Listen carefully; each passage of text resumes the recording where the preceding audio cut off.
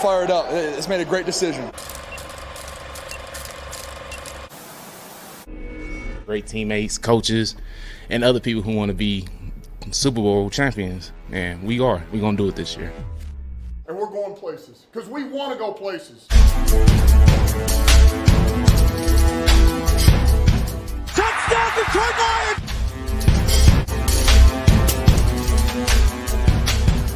Before long, we're going to be the last one standing.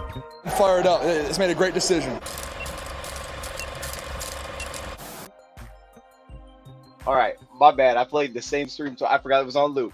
All right, what's up, everybody? We back, man. Another live stream. This is, we're kind of just random with our live streams at this point. They just happen. They come out of nowhere.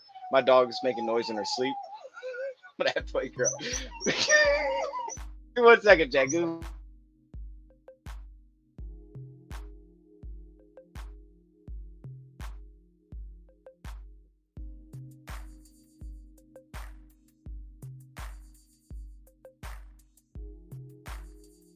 All right, so that's an intro right there. That was weird. We're back though. Okay, we're gonna get this thing started. We got a packed house today. He's in the chat too. I see you. We got a packed house. We got 2 great guests. I'm gonna bring them in at the same time. You guys were pumped when I announced that one of these 2 were gonna be on, and then Let's Talk Lions. Me and him have been in talks for a while now to get on a show together. So I'm excited to have this kind of collaboration. We're gonna pull it back. We're gonna talk draft. We're gonna talk everything. And the entire time we go through, make sure you just throw in questions, whatever you got. You can use the hashtags, whatever you want to do, and we'll hit on some of those as well. But man, let's just jump this off. I'm gonna introduce both. Actually, I'm gonna let you guys introduce yourself where they can find you, but they all know where you guys are at for the most part, I would assume. With that said, though, I do have a couple of icebreaker questions that I want to hit both of you guys with just before we get into this. The first question I have, and I'm gonna have both you guys answer this one. What is your go-to fast food place? Answer that, but also, where can the people find you? I'll start with you. Let's Talk Lions. All right. Well, first of all, Dose, thanks for having me on. The dog intro. That's probably the best intro I've ever seen or heard for any show ever. So well done. Oh, my goodness. Dude, it's great to be here. Everybody, you can find me. It's just Let's Talk Lions. And all we do is talk about the Detroit Lions. So, yeah, man, that's it. And honestly, if I'm going fast food, do you guys count Chick-fil-A? I like that. Kinda. Like that's the only place true. that I'm gonna go and get some sort of quickly produced food. Okay. They do got All long lines. my go-to fast food joint is I don't have one. What? I don't have one. Yeah, Come on, I'm man. not a fan. I used to love McDonald's when I was a kid, not so much anymore. What's the go-to restaurant? Ooh, go-to restaurant. Yeah. Go-to restaurant has to be this place called Bash, right next to my house on Ford Road. Okay. Clutch. Man. Okay. I like that. Never heard I'm of sorry. Never heard of that either. No. Yeah, Sounds it's like out in Dearborn, Mediterranean place. Clutch on the salads. Clutch on the sandwiches. So that's the place where when my wife is lazy or doesn't want to make food, that's where I go. And then you can find me on the Woodward Sports YouTube, Twitter, doesn't matter, anything Woodward Sports. I do the morning show over there at Woodward Sports 8 to 10, so always having a good time. Absolutely, man. I love just scrolling through your Twitter feed, just watching the clips. I was actually watching the one that was out most recently today, the Red Wings one. No, I have no idea anything about the Red Wings, but I still watched the clip. I like the draft pick. Even basketball this year, I don't know. For me, I didn't even know who the first pick was, honestly, but with hockey, never know. I'm like, I don't know a single name. I couldn't think about hockey this way. Every year, there's maybe one player, and in a good year, 2 or 3, that you draft and they go into the league right away. The rest are projects. You send them down to the minors and they develop. Is that like baseball then? Not necessarily. Well, honestly, yeah, pretty similar to baseball if you think about it. You have some guys that get called up right away, but that's going to change because they changed the CBA rules. So now, baseball's corrupt as hell. You can leverage contracts, how many years they play, save a ton of money. It's kind of BS, but right. That's a different conversation. Okay. Yeah, that dog thing freaked me. The dog will do that to fall asleep, and it's scary, especially at night when she starts making noise and glitching like that. But anyway, I'm sorry. Okay, I want to pull this back because I think we were talking, in a group chat back when the draft was happening, that we were thinking about doing a show. And I know we're late now, but as we said before we got on, there's nothing happening, so we might as well do it. And this is always a good spot for Lions fans. You can't go wrong talking about the draft. There's nothing to be sad about. We're talking about the draft. This is all optimism. This is all good. So with that said, though, I thought we could kind of touch just a tad on some of these draft picks. I'm going to throw them up on the screen as we go through them, but let's just start from the top, man. I want to get both thoughts here. Maybe if your thoughts have changed since the draft pick. Were you hoping for this player? Did you think we were going to take him? This Aiden Hutchinson, just kind of overall the whole thing. And since we've taken him, are you like more excited now? Are you less excited? Like, dang, maybe we should have taken this guy instead. Let's talk Lions. I'll start with you on this one. Just the thoughts on the Aiden Hutchinson pick at number 2. Bro, my thoughts on the Aiden Hutchinson pick is how in the world did he land with us? I can't believe it. Like as all of that transpired, man, I was amped because I absolutely expected the Jags to take him. And so the fact that he even made his way to number 2 blew my mind, and I am very excited about it. And now listening to all the coaches talk about him and really hearing how he's doing throughout all these training camps, mini camp, rookie training camp. Like, it's exciting. It's something that I think we can all rally behind as Lions fans. True. Yeah, I did not expect Aiden Hutchinson to be there too. That was the shock of the draft, I think. And then you were shocked again 10 picks later, but to stay on Hutchinson. Yeah. He was there because Jacksonville was picking. Any other team is selecting number 1 overall. He's not there. He just isn't. So shout out to Trent Baalke for being an idiot. Can't thank him enough, really. Aiden Hutchinson is everything and more. Every day that goes by, I'm more and more confident that he's going to be Defensive Rookie of the Year. Historically, 5 of the last 6 pass rushers that have been drafted number 2 overall have won the award. Most recently, Chase Young and Nick Bosa. So I'm confident. I'm confident in the kid. I think he translates absolutely. He doesn't get enough credit for his athleticism. And he's going to be a big part of this defense for the next 3-5 years on this rookie deal. So it sounds like you guys both wanted this guy at number 2, though. Like, you were excited. Yeah. This is the guy that we wanted, right? Was there any other player player if he fell? I don't think anybody in this room did a mock draft where if Aiden Hutchinson fell, you were going to be a smartass and take someone else. Right. Yeah. No, I wanted Hutch all the way. I was kind of like, man, I could see Detroit going Thibodeau if Hutchinson wasn't there, but nah, man. I mean, with him there, obviously Brad Holmes, you guys probably watched the Inside the Den, how they said they couldn't get there fast enough, and they tried They got to in do trouble for it. Yeah. Again, yeah. Unbelievable. Okay, so we're on the same page there, man. And now, you brought up a great point that there was a very big surprise that happened at 12. And to me, man, I know I wore myself out after the 2 pick. I was so excited, so amped, jumping around. And you're like, hey, okay, we got some time to rest. We got like 30 picks before we got to stand up again and cheer. No, It's like, boom, we're back on the board. I don't know what to think. I'm like, oh, my gosh. Hopefully it's not a quarterback. That's all I'm thinking. I'll hear what you guys think. I was like, hopefully not a quarterback. Is this Kyle Hamilton? Last guy on my mind was Jameson Williams. Never thought about it because I never even took the time to even think about Jameson Williams as a possibility for the Lions. I mean, that just happens. There's just guys that you look at like he's not going to be there, so why even talk about it? But with Brad Holmes, that's changed. You kind of have to be aware because you just never know at this point now. And we saw that last year, but now going up and getting Jameson Williams, I mean, what are the thoughts there? Is this the right pick? And were you guys thinking quarterback when they traded up to this spot? Yeah, I was ready to kill myself. I don't know about you, Jay, but when it happened, I was having dinner because we had just done the draft show, and my turn, like my shift on it was over. So I was like trying to have dinner with my wife. I was trying to watch the draft, and next thing I know, Corey texts me 3 minutes before it was announced on TV. And he's like, yo, the Lions just made a trade. I'm like, what do you mean they just made a trade? Yeah. I'm like, motherfuckers, they're going to grab Malik Willis or they're going to grab Kyle Hamilton. I swear. Yeah. I went through so many emotions when they traded up. I was like angry. I was happy because they gave up nothing to trade up. Yeah. But I was angry because I have been trained on Kyle Hamilton and Malik Willis, and I wasn't having any of it.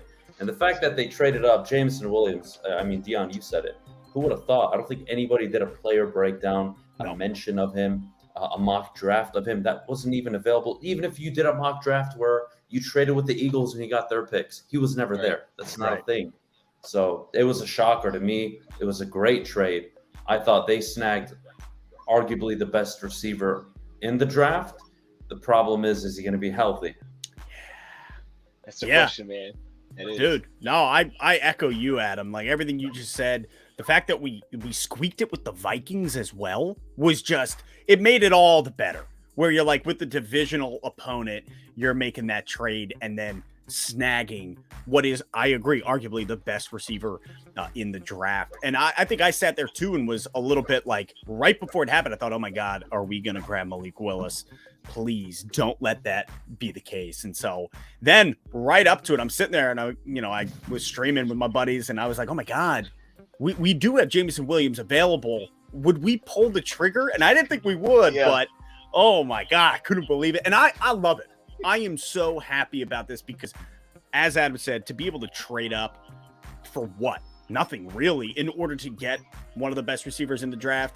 That's something that we need. Look at our wide receiver room and the struggles we had last year. But again, to echo you, Adam, healthy. Is he going to be healthy? And if so, when? It didn't make sense. You swapped 32 and 33 for 12 and 46. Yeah. What are we doing here? How is that even real? Brad Holmes is a G, man. Like that's. And look, I mean, I've been very vocal in my frustration with the team last year when they started off 0-9, but 0-9, I think. Yeah. You can turn things around quickly in the NFL. And when you have a GM like Brad Holmes who is able to make moves like that, well, this doesn't happen in Detroit, guys. Especially with the Lions. Yeah, that does not happen. And a thing that I'm seeing that maybe I don't think is being talked enough about is how fortunate the Lions have been. They were fortunate that Penei Sewell fell to 7. Any other draft, Penei Sewell goes top 3. You don't pass on a premier left tackle unless 3 quarterbacks go 1, 2, and 3 in the draft, right? Mm-hmm. And then there's Jamar Chase and Kyle Pitts. And then the Dolphins needed to figure out, well, is Tua a quarterback? Well, let's go for Jalen Waddle. That never happens. You fall on Amon-Ra St. Brown in the 4th round. Absolute home run hit. Who would have thought? You go to the following year, Trent Balake over there decides to mess up and take Trayvon Walker number 1 overall over the consensus dude, which was amazing for us. And then he trades up and takes advantage of a rookie GM. Yeah. I mean, that, again, fortunate. Jameson Williams, fortunate to be, the 3rd receiver off the board? I think it was Garrett Wilson and Drake London who went before him. And Olave went. Olave. So the 4th, I mean, that, again, like, if you would have told me in January, hey, just so you know, Adam, the Lions are going to walk away with Aiden Hutchinson, Jameson Williams, I'd give you the middle finger and tell you to go fuck yourself. Seriously, that's just the reality. Yeah. I think they've been fortunate, but they've been making their own luck, honestly. Yeah, I'm with you there. I mean, first off, I'm surprised that you maybe didn't want Kyle Hamilton at that pick, Adam. Can you explain? Because, I mean, from what I gather when we talk, you seem like you were the biggest Kyle Hamilton guy that I know. No, God, no. So you wouldn't have been excited if Kyle Hamilton was the name? I don't hate him. I really don't. He's going to be a very good player in Baltimore. It's a luxury to take a safety at 2. Actually, it's unheard of. But to make that move, you have to be like one of the better teams in football that made a good trade a few years ago and you got a future pick, and it just so happened that the team sucked that year. We don't have that luxury. We needed a quarterback, and we needed a pass rush. We decided to go pass rush. That was what the draft was for this year. Great. You have a bridge quarterback in Jared Goff. Great. How are you going to allow him to move this project forward? Because I'm sorry, none of us are going to be talking about Dan Campbell. He's progressing. Young coaching staff, they're doing great if they win 2-3 games this year. So you can't just go out and surround Jared Goff with nothing. And I think the Jameson Williams pick was bold. It was aggressive. I loved it. Kyle Hamilton at 12, it would have pissed me off because, again, luxury pick. Like, who are you to take a safety in the top 12 of the NFL draft? Yeah. You suck. Get to the quarterback. How about you do that first? And then how about you improve the offense, which was one of the worst offenses in the NFL? So I think the mindset is what I agree with most in terms of the front office. They care about what matters. You look at the Rams, right? They're the epitome of a great franchise right now. Everybody wants to be like them. Yep. They don't pay anybody except the wide receivers, the quarterbacks. They pay the guys that get to the quarterback, and they pay a shutdown corner. That model works for me, in my opinion. Absolutely. Yeah, absolutely. I think there's a lot of, to what you said, and there's so much that goes into taking a wide receiver, just making a lot of sense there. Because now we're just seeing the numbers just rise like crazy and how much they're getting paid. And you hit on it. Like, I love it. I'm all in with the build on the defensive line. So Ooh, I like this little transition. I see what we did there. We come back, we take Josh Paschal at pick number 46 out of Kentucky. Now, immediately, I'm seeing this because, like we're there, and Pascal's another guy I didn't pay a ton of attention to. I watched him a little bit. I was thinking Trey Flowers kind of looked like. But when we took him, it sits there and says edge. And you're like, wait a minute, why we just draft another edge rusher? What are we doing? But then when you really understand the player, like, oh, yeah, he can play everywhere. You get his background. The guy 3-time I can't think the word. All SEC. There you go. He's that. He's a team captain, what he's been through to get to where he is. And to what you said with the LA Rams, I love it because – man, they will stack that defensive line. They don't just need 4 starters. They're going to get their backups to be great too and just push everybody and have that great rotation. And we kind of followed that trend. And I like it because to me, we've seen it be successful, the formula, and he's just sticking to it. He's not trying to make, everything look pretty and, touch on everything that makes sense. Like, oh, we should take this here because that's what the people want. It's like, nah, I'm building through the trenches and we're going to hit it again. And he does that with Josh Paschal. So I know for me, immediately when I saw the pick, I was like, whoa, who is this? Why don't we just take another edge? But then looking back, I'm very excited about the pick. He might be my favorite draft picks behind Aiden Hutchinson in this draft. So let's talk Lions. I'll start with you on this one. What was your immediate thoughts with Paschal, and then what are they now? Sure, yeah, dude. Right off the bat, just like you, I was like, I'm sorry, who? What? Why? I was very confused in the moment, and I was streaming it, and I remember just being like, I don't know enough about this dude and don't like it. However, then after taking time after the stream and now, throughout the entire summer, being able to watch his film, listen to the coaches, scouting reports about him as a whole, it sounds like just from his character alone and knowing that Brad Holmes said he would be upset if we didn't get our hands on him. That says a lot. It says a lot to me because I do trust Brad Holmes. You look at last year's draft, you look at this year's draft, he's knocked it out of the park 2 years in a row, in my opinion, my very humble opinion. But with that, really thinking, shoot, man, I think Paschal, seeing that he can play in so many different areas, plus in the middle, his run stop's huge.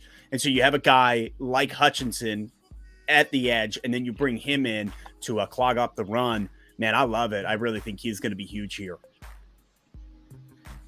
The Paschal pick is interesting because I was notorious for doing a ton of mock drafts leading up, obviously, as everyone else was. But that was a guy at 34 I had multiple times. That was a guy that made sense, and it made sense because, well, what the hell were you doing at 2? If Hutchinson was off the board, you were trying to trade back, and then the conversation was, could you trade back to 7, 8, or 9, maybe get a Drake London, maybe get Garrett Wilson. The possibilities were endless. I thought it was a great pick. If anything, Brad Holmes is telling you how he's going to build his football team in the trenches. Like you said, they have one of the highest paid offensive lines. They have a top 5 offensive line. That defensive line is young. It's up and coming. They have some good players, and they're flexible, right? You look at Aquara, that's a guy that you can put around multiple positions. You look at even Paschal, he can line up on the interior. He's not just going to be an outside pass rusher. So he's not Aaron Donald, but expect the Lions to use some of these guys in an Aaron Donald way where they'll line him on the interior. They'll line him up on the interior. They'll line him up on the outside. They're not afraid to switch it up. I think that flexibility is really going to be a big part of this team's success this year. Yeah, absolutely. Yeah, I agree with everything both of you guys said there because, yeah, I mean, the flexibility was like the first thing that's there. And then what I love, me personally, is just third downs. I thought last year, man, we had no interior push when they got the obvious pass down. Now, we didn't get enough of those. But I was just like, who do you put on the field to get pressure inside? I just didn't – like, we had Michael Brockers out there a lot. I don't want to see that anymore, No hate to Michael Brockers. I just don't want to see it. He's not giving me push as a pass player. Maybe Paschal now gives us some of that we didn't really have last season. And then it leads us to kind of a break here. We come back, we get Kirby Joseph out of Illinois. Now, Adam didn't want Kyle Hamilton, but he was probably wanting the safety, just like we all did. We wanted the safety at some point. Yep. And to me, with this safety, it was getting something different. It was just getting a playmaker because Imani showed us he could be a little bit of that last year, but some we don't have. Elliott really hasn't been that, plus he hasn't been healthy. Tracy Walker hasn't really been that yet in terms of, just making plays in the pass game. But now you get a guy that all the upside is really that. That's what's exciting about him is what he can do when you throw the ball near him. They're talking about his flexibility now, playing different positions. He's very young, which is probably why he went later than some of the other guys. But that upside, that's worth a high pick because if you get a guy that can pick off 5 passes in the season, that's valuable. That gets paid a lot of money. So I'll start with you, Adam, on this one. We come back, we get Kirby Joseph, pick 97. We end day 2. What's the thoughts there? Thoughts is, how the hell did they get their hands on him? That's somebody that, to be honest, I thought would go at 66 to the Lions. Again, all prior to the draft. That made a ton of sense. That was a guy, I mean, arguably outside of Kyle Hamilton, you could argue he's the best safety prospect in the draft. To get him 97 picks into it doesn't make much sense to me. I'm sure there were character concerns, but again, what environment are you bringing them into? I think the Lions currently are building something special in terms of culture. Now, is that going to equate to winning? I'm not sure, but it seems like a lot of people want to play there. And when you bring in a young individual to a situation where everybody's bought in, everybody is on the same page, well, it's easier for them to thrive. So Kirby Joseph, I thought, was a great pick. He gives you that ball hawk mentality down the field. You're going to, again, we talk about this so much, flexibility. Deshaun Hand, where are you going to line him up? Tracy Walker, where you can play single high safety set. I think they're going to be single high most of the season, honestly. I think you'll see Tracy Walker come up into the box. I think you'll see Deshaun Elliott come up and play in the slot. There's going to be a lot of things you can do to try and deceive opposing offenses. It's going to be fun to watch. It really is. Yeah. Nah, I mean, you put it great, Adam. First of all, guys, this is great. I'm really glad that we're actually talking about this. This is like, I feel like I haven't had this type of in-depth conversation yet, like about the draft with you guys. So this is just awesome. Kirby Joseph, before we traded up with Minnesota, man, I wanted a safety at either 32, 34. That's like where I was like, I really want a safety in there. And obviously with the trade and everything that goes on, as Adam's saying, we should never have been able to get him where we did. And to be able to walk away with a guy who has great instinct on the field and who can go up and get the ball, man, that really that hypes me up. Now, I know like his frame and everything, he's a little bit smaller, but as a whole, I look at him, or I'm sorry, I'm thinking of Chase Lucas when it comes to the frame size. He's a thin dude. We'll get to him. But yeah, okay. Kirby Joseph, I'm amped on. I love it. No, I love, and I've always kind of felt like when because we all know we needed the safety. First off, I love the fact that we got Elliott, because we'll hit on that in a little bit. But the fact that we got Elliott was huge right before the draft. I think it was right before the draft, because it was like, dude, we have nobody there. Yes. And then we were able to come back, open ourselves up a little bit, because I always sort of felt like in a way I was forcing myself. I go through a mock draft and I take, I take the Lewis Cine at 32. Yeah. And I always felt like I was forcing myself. Like, I don't really want to do that. Yeah. I don't see that. And even Lewis Cine's skill set to school, it's a good skill set. He's in the North now, right? Good tackler, all these things, but he doesn't bring that upside as there's a playmaker. We needed someone that could play make in the back end. And to what he said, Adam said, is that the flexibility now to play these different sets, to allow lines to disguise everything they want to disguise. May take some time, but it definitely, the way that they're trying to build this thing, we need a guy that can make plays back there. And then that gets us into day 3. Now, this was awful. I don't know, but hey, last year when we traded up, and we had this gigantic weight. I mean, that was awful. So I feel for anybody that was trying to stream. Let's talk lies. I don't know if this is the day I called you, but you're like, hey, I'm off the stream. Yeah. I was like, nah, dude. I ended that thing. Yo, these breaks are awful. But, yeah, we wait a little bit. We pick 177. We get James Mitchell. Tight end was interesting because it felt like a spot we could take. We weren't sure, though. I wasn't sure if we would do it or not. But maybe we get a little bit more of that receiving target, a little bit of rack. He's coming off an injury as well, but it seems like he'll be back for Jameson just because of when it took place. But is this another guy that because of the injury, he fell a little bit further than he probably should have? I mean, and at this spot, like to me, you're day 3, you're 177. That's fine. You should take that upside risk because, yeah, you miss. But at the same time, I want a guy that has a higher ceiling than 177. So to me, I understand the spot for it. Let's talk Lions. What do you think? Yeah, no, I think he absolutely fell due to the injury. I mean, it's an ACL tear. And so like at first upon the selection, I just kind of like let out a little bit of a sigh though, because I was like seeing the injury and knowing that, man, he hasn't got to participate in rookie mini camp, OTAs, anything so far during the spring. And so it's just like knowing right off the bat that there is going to be less development, especially for a guy who I think Mitchell needs to take some steps forward when it comes to blocking. That's something that you can see some gappage where he struggles and when he misses the block and then those guys get to the ball. And so I think that there's a lot of room for growth still. So like I wasn't super hyped on it but he could be a really solid number 2 tight end. Maybe somebody to help kind of push TJ Hawkinson a little bit more, because you know my feelings about Hawk and about him getting paid. Like I'm a little worried about Hawkinson in that whole situation. So I'm hoping Mitchell can take those steps forward so that he can boost TJ. Yeah, the TJ Hawkinson thing is killing me. The truth is, he has so much potential, and he hasn't lived up to it. His best game was his first game ever, and it's been limited since. That's super frustrating.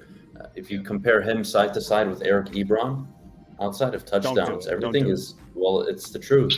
Everything is relatively close. Catch rate, receptions, yards. The only thing where Hawkinson separates himself, I think it's like 12-5 in terms of touchdowns, but he's been a disappointment. That's the number 8 overall pick.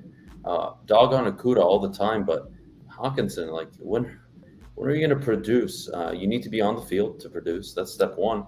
Step 2 is, I know he had some struggles after Stafford left, and that was a difficult situation, but I think Jared Goff is more than a capable quarterback. I don't think he's a scrub. So I'm looking for Hawkinson really to step up. The Mitchell pick is irrelevant to me. I don't think, or at least I don't expect him to just come in and wow everybody and become a solid number 2 tight end, or maybe a future one. I don't see it, but I get why they did it. They needed a backup tight end eventually. Yeah, it was an interesting pick because, like, I mean, we had guys like Brock Wright step in, do a little bit last year. I mean, they didn't show a lot of, like, maybe, oh, he's going to be special, but it was like, all right, we got a lot of guys, and we go with Garrett Griffin, which we'll hit the free agency, but to me, it's still one of the weirdest signings now looking back. Like, why did we do that? I mean, Rad said immediately, but I'm just like, I don't know why we really did that, you know, looking at it now. But when you look at the James Mitchell one, when you talk about TJ Hawkinson, if we don't have Hawkinson for a game, and it seems like Mitchell, he may not start the season. Maybe he'll hit like a, you know, the pup list or whatever, and he'll be out and it'll open up a roster spot. But eventually, if he's in a game where there's no Hawkinson, I'm curious to see how he picks up the slack, because when you talk about paying a guy like TJ Hawkinson, well, how does James Mitchell fill in when TJ Hawkinson's not there? You know, how does he pick that up? Is there like a huge drop off? Do you feel that? Because when you had Shane Zylstra out there, it was just hit miss. You know, it was like, we're not really getting the receiving production we need. So we go sign Devin Funchess too, probably because Devin Funchess can actually practice. And it's like, oh, we get to see something here. So we're still trying to figure out what that is. And then is this one of the everybody's favorite pick in the draft? I mean, that's kind of what it feels. It's kind of what it becoming feels like. That way. Yeah, I mean, it is for me. Fun. I mean, 1 and 2. Go ahead. No, okay. Rodriguez. Listen. When it comes to Rodriguez, I'm sorry, I jumped the gun. I got way too excited here. Let us know, man. You know, like I look at it, and it's probably one of my favorite picks, other than the first round. Like, I think we just knocked the first round out of the park, so it's not even comparable. But from 2 down, I got to say that Malcolm Rodriguez is definitely my favorite. You look at some of his stats and really who he is and what he's capable of. I know his arms are a little bit shorter, a little bit smaller. However, as a whole, what this guy brings, man, he dogs it. He has a mentality, this gritty mentality, which makes sense for being selected. But then, I mean, I was looking up some of his stats. He's the second best linebacker in the 2021 draft with allowing 4.9 yards in reception and coverage. Like, and that was behind, I think, Nakobe Dean. So, like, here's a guy who dropped way down. I understand. I really think it's his size. That's all it is. That's all it is. And I'm like, thank God the Lions were willing to take a shot on him. Right. I think he's going to pan out. Yeah, Malcolm Rodriguez is interesting. Obviously, we all are falling in love. But it also tells you the story of our linebacking core. It's quite awful. It's pretty bad, actually. It's probably the weakest part of the defense now. Secondary is definitely up and coming. So is the pass rush.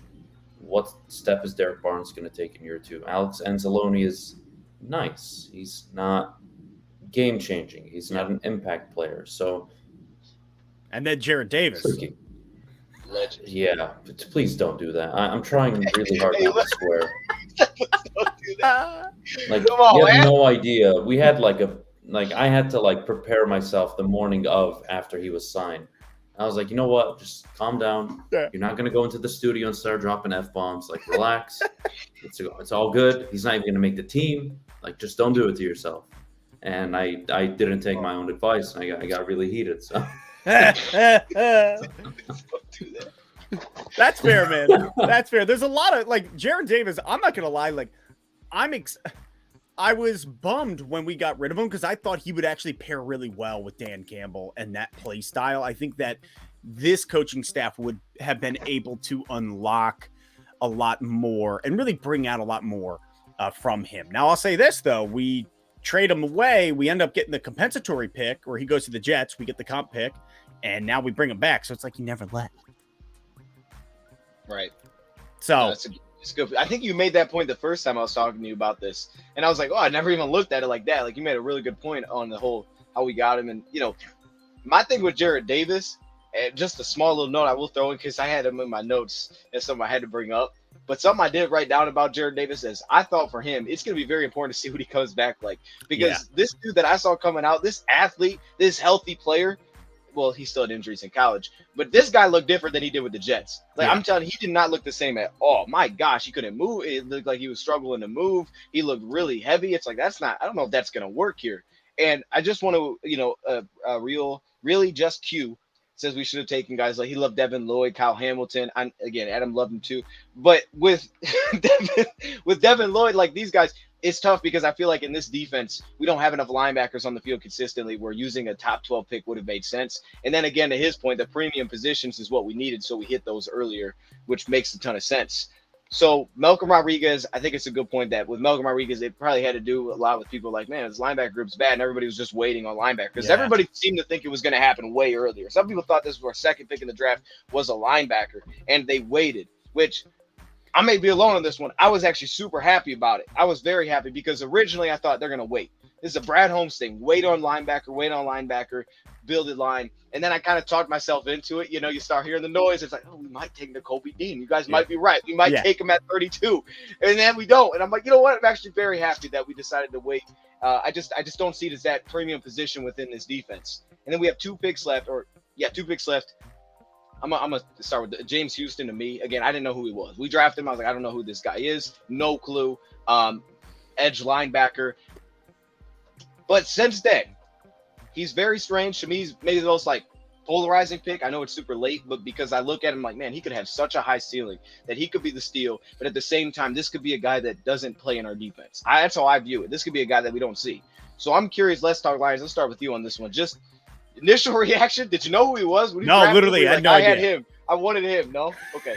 No, I literally, okay. I was like, who is this dude? Like, I literally had no idea about him. Since then, taking time, trying to figure him out. It seems like he is both very capable and very athletic.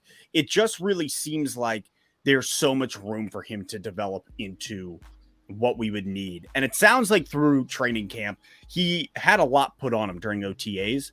It sounded like they had him doing multiple things, whether that was off the ball linebacker, he was playing some edge, and it sounded like the coaching staff was like, okay, we've put too much on his shoulders. Let's kind of back it up. So it sounds like to me, a guy like James Houston, I mean, you're coming in, what was that, 6th round pick? Yeah, that'd be. Yeah. If he could pan out, if he could turn into somebody, that's awesome. At the moment, I just kind of am like, I don't really know. I don't really know where we're going to go with him. I hope his athleticism can really bring him forward. But I'm not sure, man. I'm not sure about Houston. It's a project. He's a project. If he works out, everyone will be happy and they'll be praising the coaching staff. And if he doesn't work out, well, then he was a 6th round pick that nobody will remember in 2 years. So right. Yeah, we're a bit spoiled with Amon-Ra St. Brown right now. So we have expectations now for every player this guy drafts. That's true. That's true. Yeah, that's true.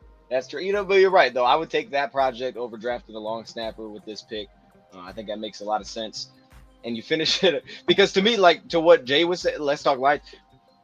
It's interesting because, we saw him play a little bit of off-ball start his career, and then they had him do it in the PA Bowl. But between that, it just almost seemed like Jack State's like, he's just too athletic for everybody. Let's just put him on the edge and rush the quarterback. So it may take some time with him. And then you have Chase Lucas. Now, you already hitting on this Let's Talk Lions, so I'm going to go right to you. Chase Lucas, pick 237.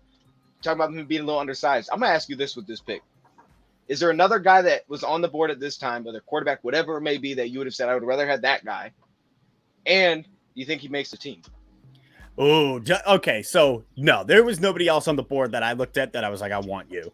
You know, in the 7th round, it's more of like an excitement lotto piece for me. I feel like I buy a scratch card and I'm just like, what am I going to get here? You know, like, so for Chase Lucas, I look at him and yeah, he is undersized. He's like a thin frame. He's a lean boy, man. However, I think he's pretty quick. He's got great footwork. His agility is top notch. I really think it could become so much more with the right coaching. However, does he make the team? I don't know, man. If I had to, he's a cornerback. So what do we got? We got Amani. We got Okuda. We got like 6. We got a few cornerbacks coming into this year. I'm gonna say he does not make the team. He'll be practice squad, likely. Yeah, unless he shows out. But again, another 7th round pick. It's a scratch off. Yeah, I mean, at this point in the draft, if you hit on somebody, God bless you. But so there was no one else on the board that maybe you wanted at this spot instead. You were cool with it. Yeah, no, I mean, I thought you meant me. I was like, no, either one. Yeah, you take it, Adam. Yeah, no, there was nobody that late. To be honest with you, I kind of wanted that punter out of San Diego State, but we have Jack Fox. But, you know, at this point, I would have taken the punter at 2 over Malik Willis, so I'm pretty happy about that. That's true. Yeah. Yep, I absolutely agree. Chat has a couple of things that I wanted to point on here. First thing, well, I think we just kind of talked about this. He says, AJG says, I read that pretty good.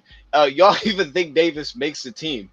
For me, I got him making the team. I have him making it. Maybe he's our 5th backer. I think he'll make the team. It seems like him and Kelvin Shepherd got that bond, that relationship. He trusts him, and I think they'll keep him due to that. But I understand why there's people that are very skeptical. But at the same time, it's a linebacker group that definitely has holes, and it's definitely a position that you could earn a role if you stand out in really a lot of different categories. So for me, I think he makes the team. I don't know if you guys do though. What do you think? You go, Jay. I think he makes the team. I'm like, okay. And I'm not even. No doubt. Jared Davis is on this squad. We see him this year. We see the rise. Maybe not the rise, but we're going to see him. Let him know, baby. Adam, let him know. Follow it up. Dude, okay. So I really think, like, when you look at him, as I said before, the way I thought he would really pair with this coaching staff, man, like, if he can access that, he's such a gritty, like, nose forward, goes for the QB. Now, granted, does he miss a lot? Yeah, he misses. However, if we can harness that a little bit, and now hearing that he's mentally a little bit more clear, like he was on the verge of... It's like a stripper saying she's done doing boobs or coke. Like, oh my God. I mean, what situations realistically can he be successful in? 3rd and long situations? No. Maybe he covers the tight end. Would you prefer to have him on the field or have 3 safeties on the field, one of them playing nickel? Listen, and I'm not saying I prefer to have him on the field. I'm saying I think I would prefer to be dead than have Jared Davis on the team. So I'm just. I didn't say he's going to play. I just said he's going to be on the team. He's just suited up, Adam. He's just on the sideline. If he's contributing to the Lions as much as I am this year, I'd be happy with that. Okay. Okay. And then this one was from Cody Adams. He says, I didn't see this. He said, top O-line in the league, or does Sims need a drug test? Thoughts? So I'm looking at us on this one quickly. I mean, I think the idea is, right, Lions have a top offensive line in the league, right? We all agreement there. Yeah. Well, where'd Chris Sims put the Lions, I guess, is my question. Did he? Yeah. I would think he put him at number 1. Oh, did he? Oh, I don't think they're the best offensive line in football. I think they're top 4, top 3, maybe. Yeah, I think top 5 for sure. I think we were in that top 5. I do have to say that guy, your avatar, was Matt Patricia as the head coach. We're going to need to change that. Oh, it is. That's a no-go. Yeah, that's his intro pick.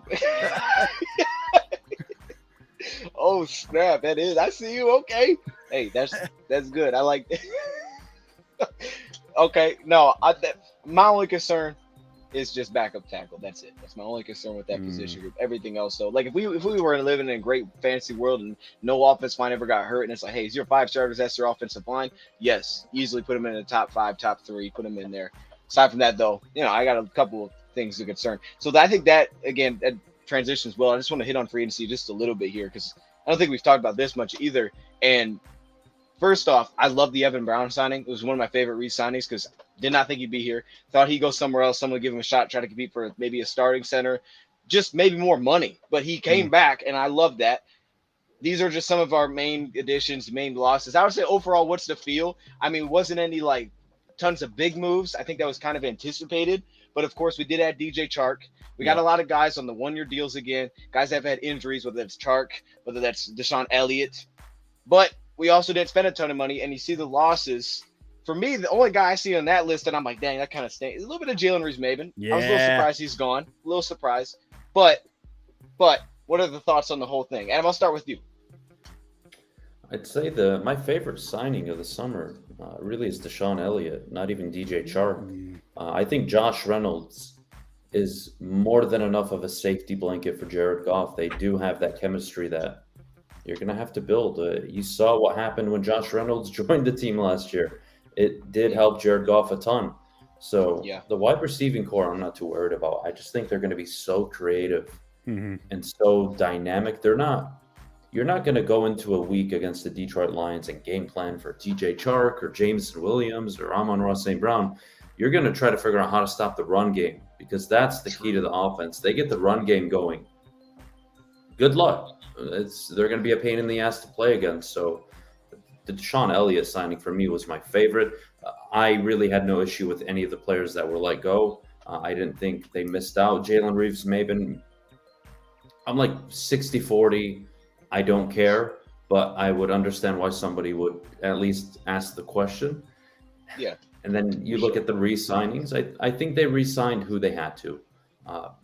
Brad Holmes hasn't committed long-term deals yet. I absolutely love that. He's already fixed the salary cap, which is fantastic. So you're going into the 2022-2023 season with a young team, an abundance of cap space, no long-term commitments, and 2 first-round picks. I mean, are we actually talking about the Detroit Lions right now? Look pretty good, baby. Hey, bring it up. I see you. I see what you broke it down there. I see you. Just saying. You're right. You're right. Hey, we had like $50 million dead cap. I didn't realize we had like $50 million in dead cap last season.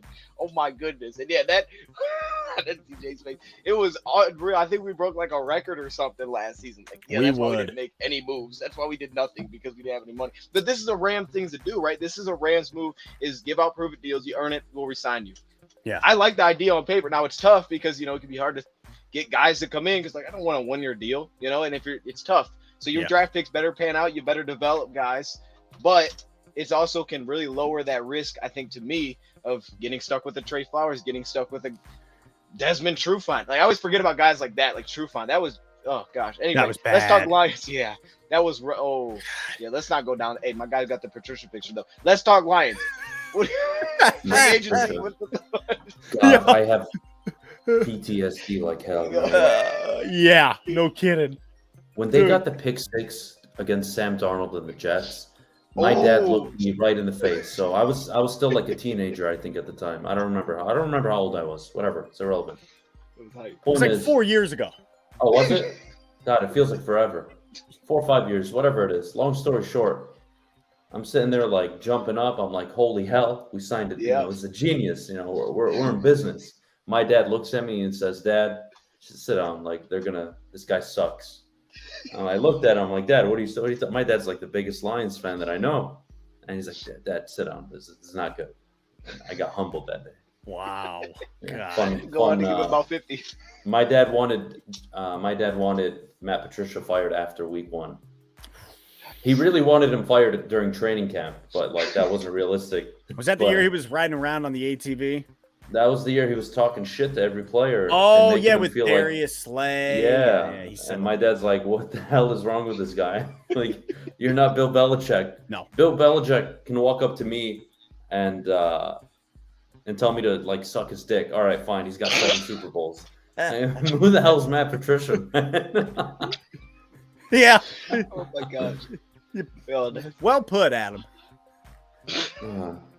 Yeah, dude, I don't know, man. I look at free agency. I think my favorite move, and I ranked like our best offseason moves. I really think that DJ Chark was our our best move this offseason, and here's why. It doesn't strictly come down to his skill set. His skill set in and of itself was a great move for the Lions. However, I really think DJ Chark opens up so much more for our offense as a whole. Knowing that he could play on the outside, he could take the top off the defense, his speed, everything about him, I think, in and of himself, top notch. I think he's going to be great. It's a 1 year, I think, $10 million deal. So it's a prove it deal, which is something he really wants to do, is prove his worth, followed by now, as Adam said, this means that the defense can't just game plan for TJ Hawkinson, because that's what they've been doing. That's what they did last year. First 10 games, they said, all right, well, where's TJ Hawkinson going to be? And we had 0 wide receivers. It wasn't until game 7 that Amon-Ra St. Brown came out. I mean, Terrell Williams. It was like week 12, actually, like week 12, week 13. More than halfway through the season. So, like, the other team just had to say, can we stop the run and shut down TJ Hawkinson? And that's what we watched happen, and we couldn't get anything going. It was these stupid checkdowns. So, anyways, I think Chark really opens up an entire realm of, okay, now you got to focus on him. Now we saw Amon-Ra St. Brown emerge. Josh Reynolds understands the playbook now. So all of these elements really open up the wide receiver game, and then from there, gives room for the running game to open up as well. Absolutely. We needed it. And I'm hoping he stays healthy. You know, it's a prove it year, so you really have to understand, I need to stay healthy. But I'm just thinking back real quick. I'm with you, man. When the Jets pick went down, we were at Buffalo Wild Wings, man. I remember I was just losing it. I was like, oh, snap, we're gonna be a problem this year. Yeah. Yo, we left before the game ended. It was like 47-17 or something. Oh my God. Yeah. All right, we're going home. That's a terrible memory seared into all of our brains. That's awful. Hey, I knew where I was the day we got blown out by the Jets. That's something we could all take with us. Oh, absolutely. I hate the Jets. Oh, you know, hopefully we beat them this year. Look, I like this question though. Actually, before I get to that question, let's do this kind of like a little rapid fire. This is a very creative game I came up with. It's called In or Out. So just by that, you already know that this is gonna be crazy. We already hit on one of them. I just want to touch on a couple names real fast and just give the quick thoughts right now. In or out? Does he make the team? Here we go. Trinity Benson. Let's talk Lions. Kick us off. Out. In or out? He's out. Do you want me to get into it or no? I mean, if you want to, but if not, you can pass it along, man. If you're like, hey, nothing needs to be said. Our wide receiver room is like to the point where Quintus Cephas is probably 5 or 6. I think Trinity Benson's after him. He's out. Moving on. Boom. I think you put Trinity Benson in a garbage bag, box him up in one of those like Madagascar boxes, and maybe ship him to Madagascar. There's like no reason to have this guy anywhere near Allen Park. Hey, Queen Latifah could be a better receiver than him. Oh my God, do you think so? All right. Okay, we got the right guys here for this. Khalif Raymond. He's in. I mean, we signed him to a 2-year deal up to $9.5 He'll be a special teamer at worst case, right? Bingo. He's gonna be Absolutely. he's your punt returner. So yeah, that's fine. Yeah. Now, hey, I don't know if y'all know, but this is my dude right here. So Oh God. I'm hoping for good answers. Jamar Jefferson, in or out? Oh, in. Has to be in. Yes, sir. I would cut This is why we Jamal have you on the Williams show, to baby. keep Jamar Jefferson. Oh no, you wouldn't. Yes, I I would. see you. Yes, I would. Oh. Okay. Sorry. Going that far, but I like it. Not that we don't want Jamal Williams. Okay, I'm okay. just I get what saying. you're saying, though. Yes. If I had to keep Jamar Jefferson, I would cut his ass. Ooh, Fascinating. my guy. Look, come on. Chat, come on, man. This is what I've been saying. This is what I've been trying to tell the people. Let's talk Lions. You on board? Yeah, I'm in for Jamar Jefferson. I would not. I would cut him before I cut Jamal Williams, though. Okay. I love Jamal Williams, but absolutely. Oh my gosh, the energy, everything he brings is awesome to the team. everything. One final one. Which kicker? It seems to be everybody's believing Riley Patterson, but Austin Seibert. Because I remember initially they're like, "Hey, we like Austin Seibert for going next year. We like him as our kicker." But then they had to get Riley Patterson in there when they finally found somebody. He did really well. So which one do we think? It's got to be Patterson. I mean, he finished out the season for us. He went. I don't know if he missed a field goal. He was perfect. Yeah. Okay. All right. Now, what about you, Dose, on all of those? Are you in or out? Trinity Benson. Ooh, see, look, I'm asking the question. I'm turning it around. We do that. That's fair. That's not bad. No, you're right. You're right, though. I think he's out. I think he's out because, like you said, we don't have spots for him. I mean, I'm not shipping him off in the Madagascar box. I ain't going that crazy, but I do think he's probably out. Yeah. For Jefferson, absolutely, and I got Khalif in. And you're right, Riley Patterson. I think the number I had was 15 of 16, and Cyber was 12 of 14. Okay. So it's interesting. It's gonna be a good battle. I'm going Riley Patterson too, though. I'm in agreement. All of those. The meeting of the minds. What up, though? We see you, Big Baby Zubash. Shout out to the chat. I am reading, so if you guys throw questions in there, I'll check it out. This is actually one of my next questions, and then we'll go into my final couple ones. But this is which UDFA makes team. Now, the way I phrased it was this: out of all the UDFA signings, maybe you don't think any of them make the team, but maybe which one do you think is the most likely to make the team? You got to pick one. Which one are you going with? Let's talk Lions. I'll start with you. I know for me, it's Obina Eze, the tackle out of TCU. Because I'm just worried about the backup tackle position, so I'm kind of forcing myself into that spot. But what do you think? Ooh, that's tough. So I actually really liked Pimpleton. Okay. I thought that he would be a great option coming in. However, you look at our wide receiver room again, I think we have just too many guys. Now, is he a possible practice squad guy? Yes, that's where I would place Pimpleton. And he's probably the one that I liked the most out of everybody. Okay, I like that. I would have to agree. Pimpleton is a guy that I don't know if he's a gadget player. I don't know what he is in the NFL. All I know is he's explosive and he makes plays, and it doesn't hurt to have a guy like that on your team.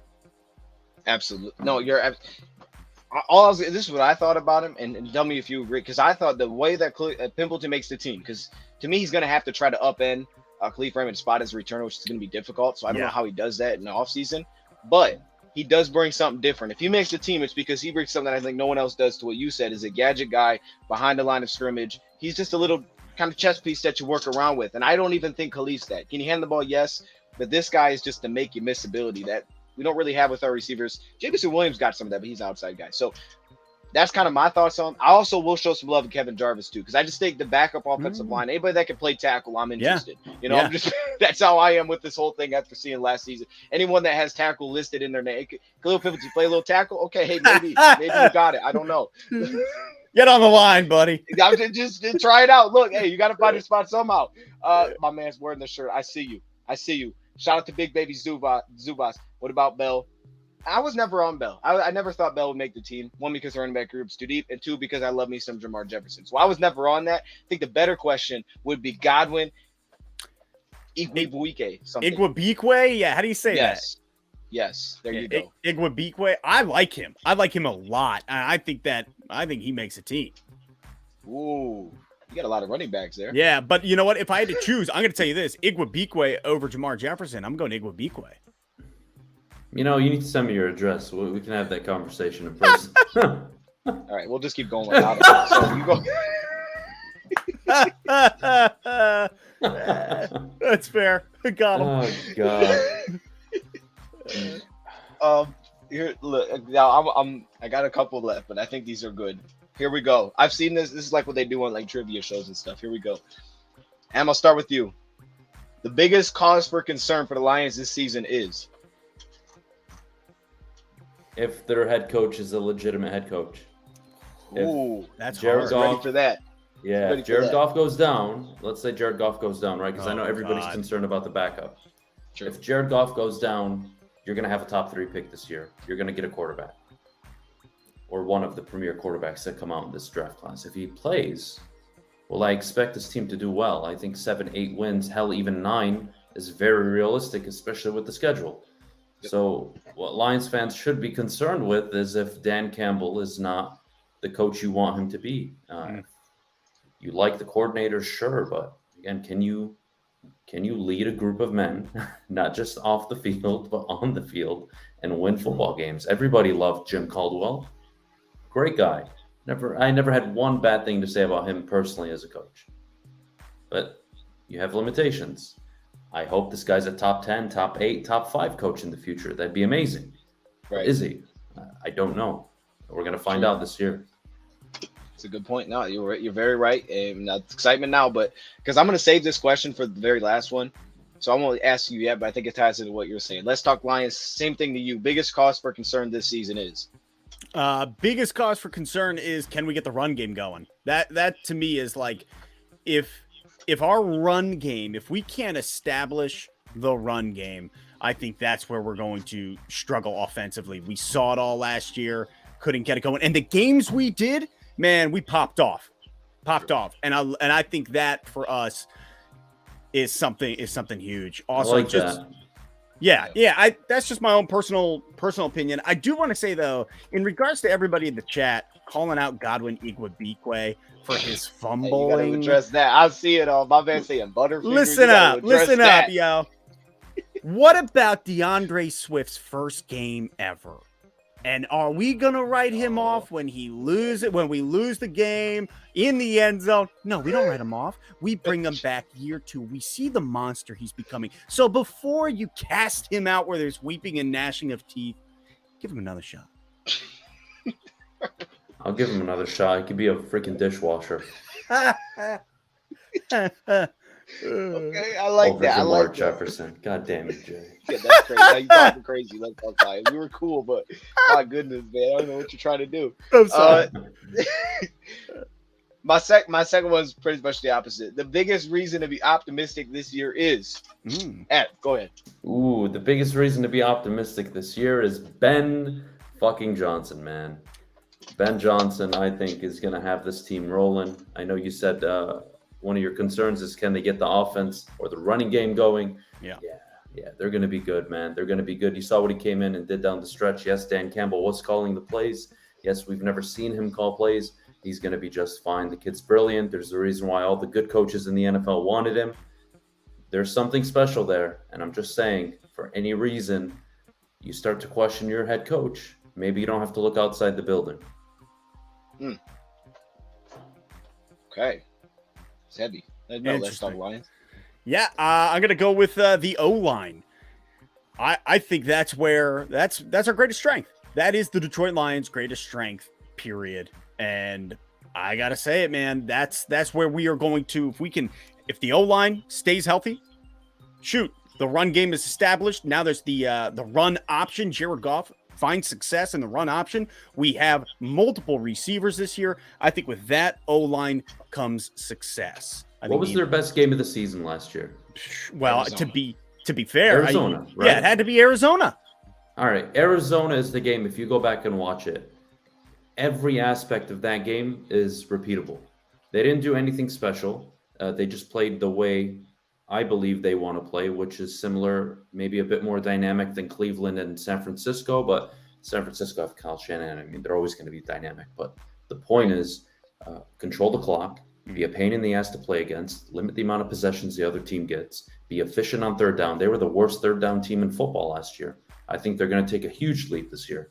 You want to go on an individual basis as a player on who would contribute the most.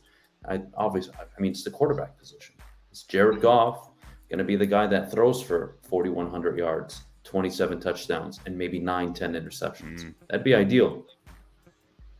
Yeah, that'd be a good stat line. I'm rocking with that. I think he's going to have a great. I know. Look, from hearing Adam's comments earlier, he looks at him as a bridge. I understand it. Most people do. I think he's going to be the guy, but I know I'm crazy in saying that. So I think Let's Talk Lions is with. And look, you guys can't take me out of this chat. See, that's what I like about this. So the you like the control. Yeah, man. Look, only I can do it.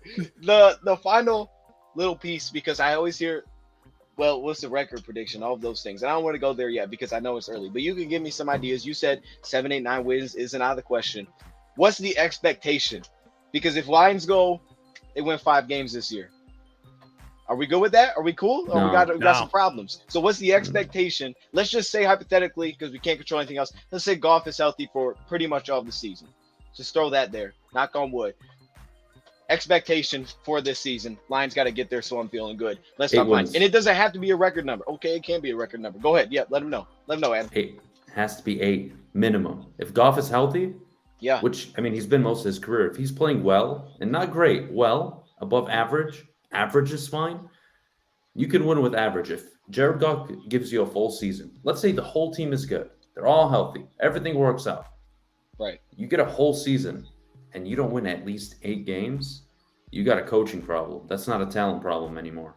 Mm-hmm. I don't think anybody's questioning talent on this team anymore. Offense is looking really good.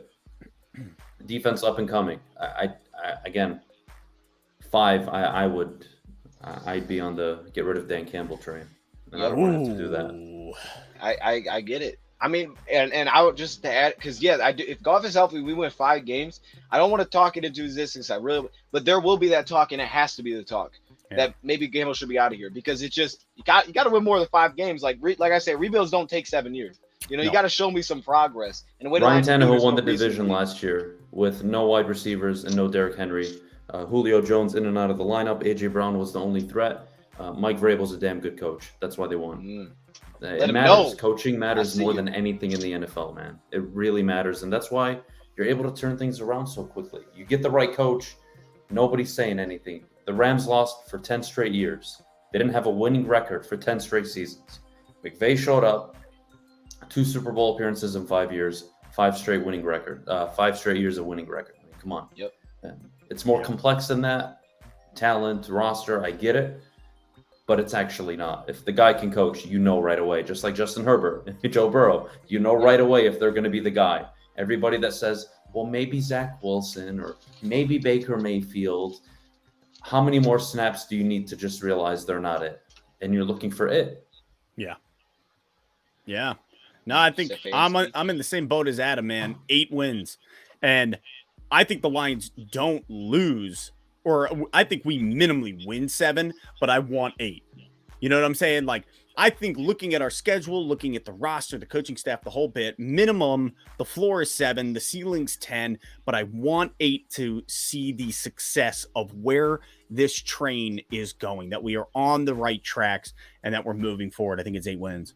If I can defend Dan Campbell a little bit, let's say things don't go well and they win 2, 3, 4 games and Jared Goff misses a majority of the season with injury. Well, then I'm kind of okay with that. If you lose your starting quarterback, you might as well tank. You're not a playoff team, even though 8 wins realistically in the NFC this year could get you the number 7 seed, but that's a whole different conversation. But there are circumstances, Dose and Jay, where, you know what, I can actually defend him, but it isn't going to be if the whole team is healthy and they're available. That's the only caveat. That's fair. I'm not defending you if your team is out there, even if Hawk misses part of the year. Who cares?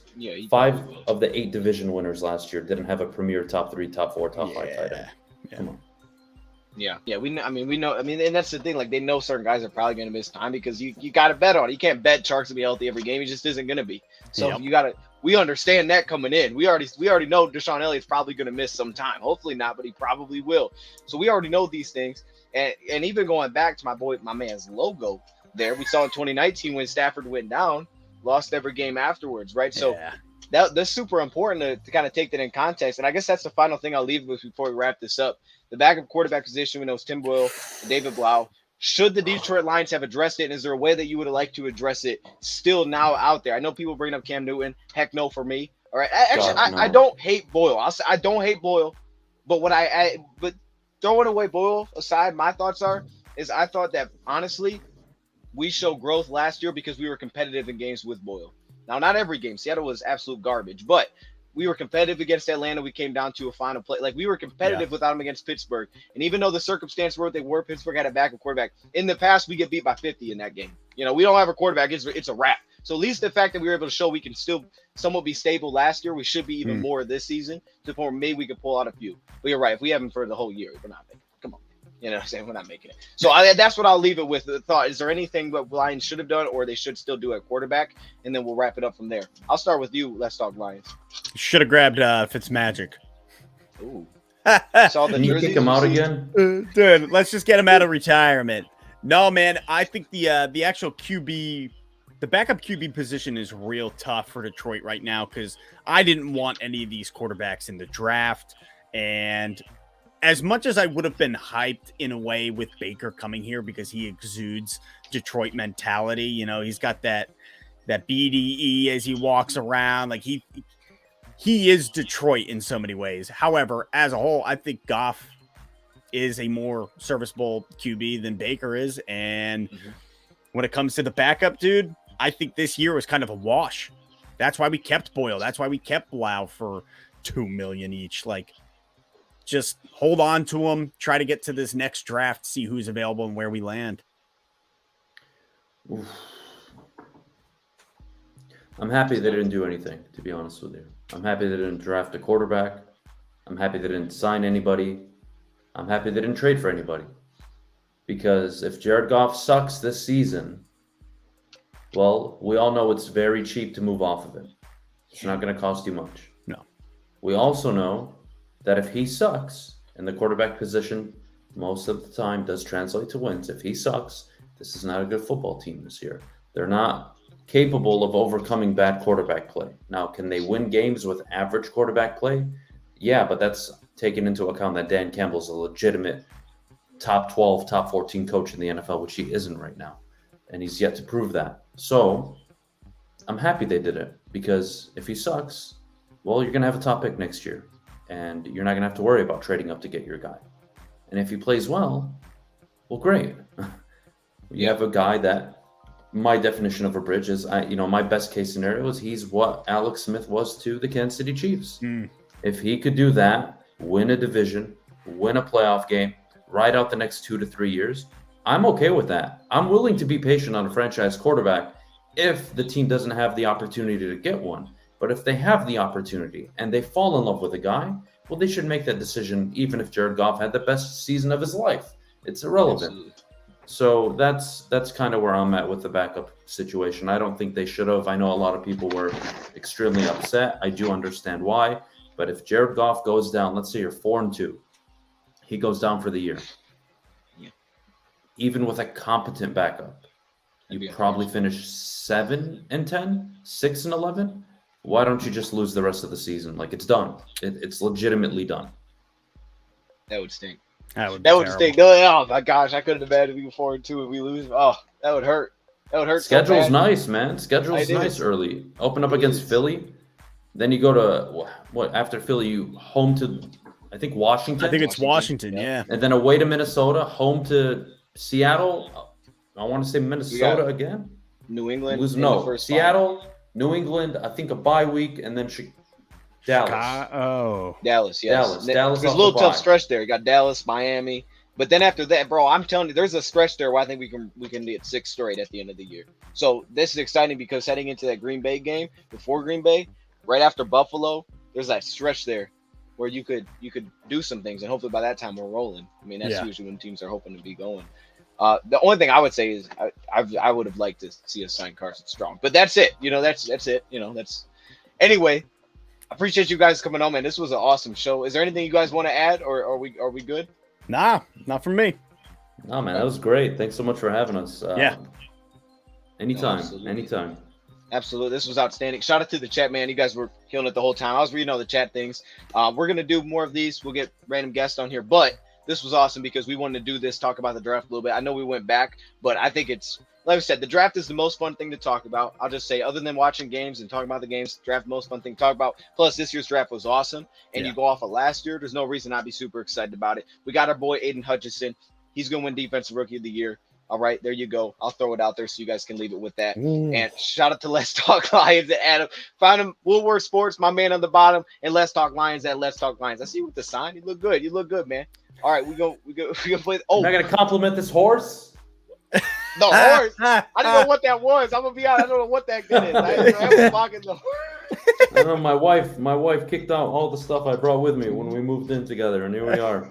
I got to deal with horses and a bunch of weird stuff in this house. Okay, so whatever. Hey, you know what? Do what you got to do. I couldn't tell what the heck that was. I'm gonna be honest with you. But you know what? I think I've given this to Lifestyle Lions, so I'm gonna give it to you, Adam. On the way out, you give us some words of wisdom before we wrap this thing up.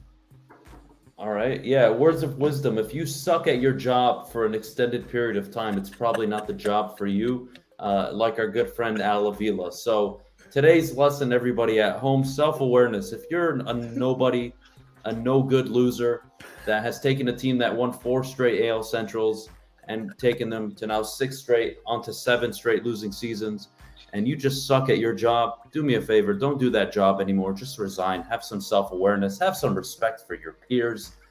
Self-awareness. That's today's message, guys. There you go. Self-awareness. And I didn't swear, so I'm pretty impressed. No, that was good. I have no idea who you're talking about either. Anyway, that was good. That was good. That was good. You're still here? It's over. Go home.